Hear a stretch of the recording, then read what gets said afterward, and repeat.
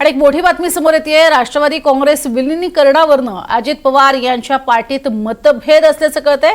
अजित पवार राष्ट्रवादी काँग्रेसमधल्या काही नेत्यांचं राष्ट्रवादीच्या विलीनीकरणासाठी समर्थन आहे, तर दुसऱ्या गटाचा मात्र विरोध आहे असं समजतंय। सूत्रांकडून ही महत्त्वाची माहिती समोर येते। अजित पवार राष्ट्रवादी काँग्रेसमध्ये दोन्ही राष्ट्रवादी विलीनीकरणास ज्येष्ठ नेते प्रफुल्ल पटेल तसंच प्रदेशाध्यक्ष सुनील तटकरे यांचाच विरोध असल्याची जोरदार चर्चा होतीये।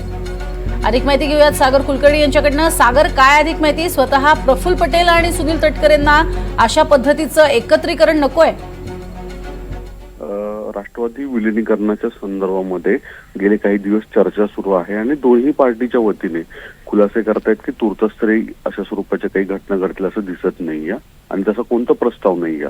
पण या मागचं मुळात कारण अशी जोरदार चर्चा दिसून येते की राष्ट्रवादीमधील अजित पवारांच्या पार्टीमध्ये ज्येष्ठ नेते प्रफुल्ल पटेल तसंच विशेष म्हणजे प्रदेशाध्यक्ष सुनील तटकरे यांची फारशी सहमती नाही आहे। यामुळेच राष्ट्रवादी विलीनीकरणाची प्रक्रिया तुर्तास लांबणीवर गेली आहे की काय अशी चर्चा आहे।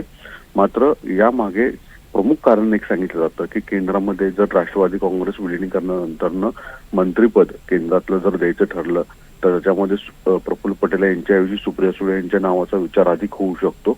दुसरीकडे राज्यामध्ये शरद पवार राष्ट्रवादी काँग्रेसचे प्रदेशाध्यक्ष जयंत पाटील यांना सुद्धा मंत्रिमंडळामध्ये घ्यावं लागेल।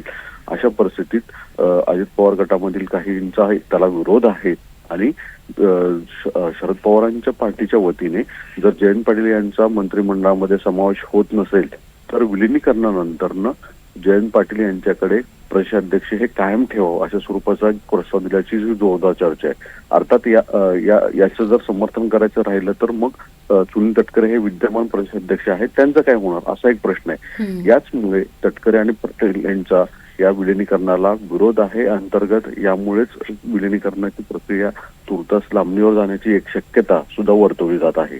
प्रज्ञा, नक्कीच तुर्तास धन्यवाद या संपूर्ण माहितीसाठी। तर आपण बघतोय हे विलीनीकरण होत असताना दोन गट पडलेले आहेत पक्षामध्येच आणि त्यात वरिष्ठांचं असं मत आहे की अशा पद्धतीचं विलीनीकरण नको, कारण अर्थातच त्यांच्या जागा त्यामुळे धोक्यात येऊ शकतात।